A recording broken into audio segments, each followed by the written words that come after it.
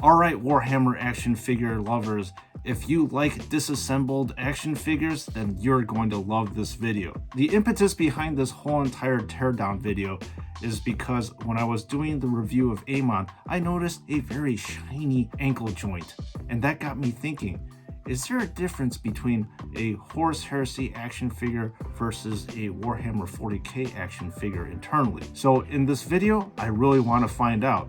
So we are going to be looking at the internals of Amon, the Thousand Suns Blade Master, as well as a version 3 Ultramarine Stern Guard veteran.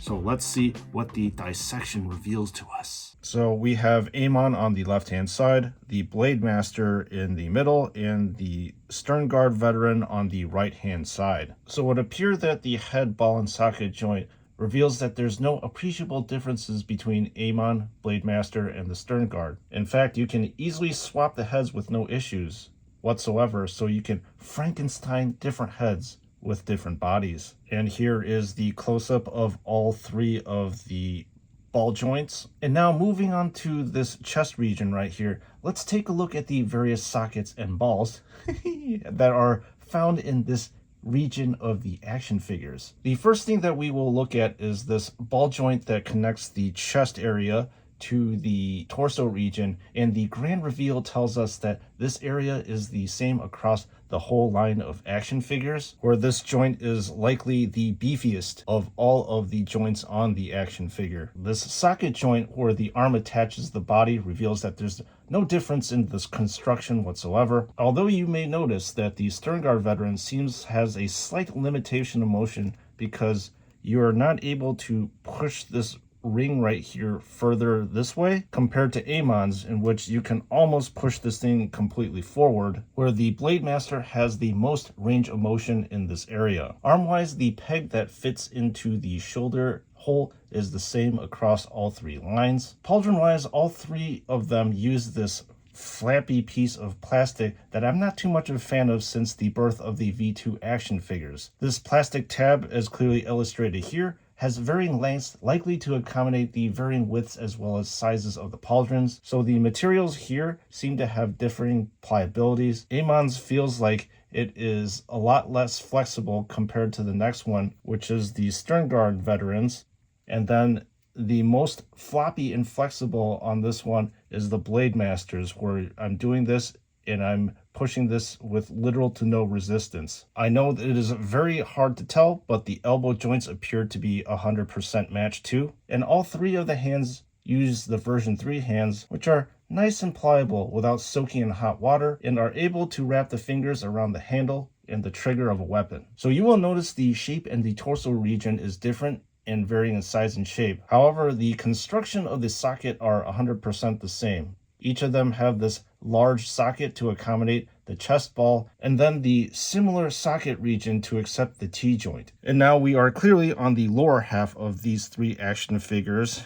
And once again, this is Amon's, this is the Blade Master's, and this is a Stern Guard veteran's body. So with regards to this T-joint that attaches the torso region to the leg region, you will see that there's a very noticeable difference between Amon's versus the Blade Masters and the Stern Guards. It would appear that the T-section of Amon's is longer and the ball area is slightly bigger at the ends of the T. Perhaps this is to accommodate Amon's wider girth because his action figure is actually wider than the rest of the two Marines. So now looking at the hip part, all three of this has this groove right here that allows the T-joint to sit comfortably in the hip. Although you will notice that all three of these grooves have varying sizes and depths to them. So this black region that attaches the hip to the legs come with varying degrees of designs as well as shapes. Amon's is the widest, while the Stern Guard one is in the middle, and the Blade Masters is the most narrow. The knee region of all three sports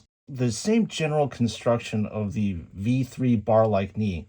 However, it is interesting when you drill down closer, there are actually surprising differences. So it would appear that the thickness of Amon's and the Blade Masters is roughly about the same, but the Stern Guard veterans over here is the thinnest. This black grooved knee area is not the same either, In fact, none of them actually match up. Amon's is more rectangular in shape and protrudes out a lot more than the rest. The Blade Master's is a diamond shape and sticks out the least. And finally, the Stern Guard Veterans is an oval shape. The ankle joint reveals that Amon's right here is the most unique because he sports a metal ankle joint, whereas the ankle joints of the Stern Guard Veteran and the Blade Master are identical twins. I'm not exactly too sure what the reasoning behind this different ankle joint, but perhaps Amon is a character and has a wider model.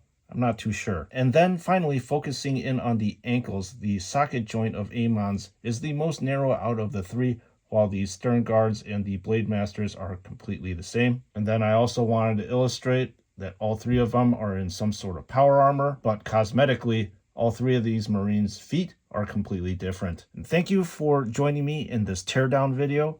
And now let's wrap this up so we can see if we can draw any sort of conclusions. And what conclusions can we draw from that teardown? Well, I can definitively say that there are slight subtle variations between each and every single one of these action figures here. I think JoyToy needs to mix and match the molds. However, the general construction is going to be the same with your ball and socket joint for the head region, that same flappy loot that attaches the pauldron region, and the rest of this action figure. Now, I will have to say in general too, that the Stern Guard Veteran action figure is more like the Blade Masters, and I guess that because Amon is a unique action figure, or at least unique character, that's probably why he has more unique parts to him. I have no idea. This is just the conclusion that I drew. But regardless, it's also very interesting to see these minor variations that JoyToy has with their action figures. You don't really get to see these when they are assembled like that, but when you really break them down, that's when you see the subtle differences. Now, if you are interested in procuring these 3 action figures or any action figures, I would urge you to click in the link in the description below, or you will be brought to David Toys, where I get all these excellent action figures. They have an excellent catalog of all the action figures, but you may not have the chance to buy them all because some of them have been sold out due to time. And they also have very good shipping in that sometimes they can get these action figures to your doorstep in just 4 days with free shipping. And before you check out, folks, do not forget to use the code SNS to receive 12% off of your purchase, because we need to keep the money where it belongs, which is in our pockets, so we can bleed out